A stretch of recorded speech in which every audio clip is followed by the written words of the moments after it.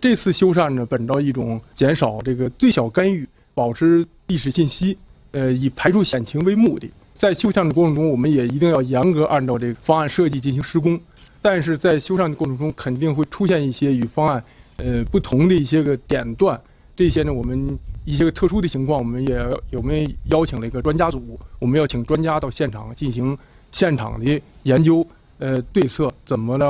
样能更好的，既能保持历史的原貌、历史的信息，又能解决这个长城的险情也好、排水也好，这个要下一步在实际工作中再进一步的来洽商这个问题。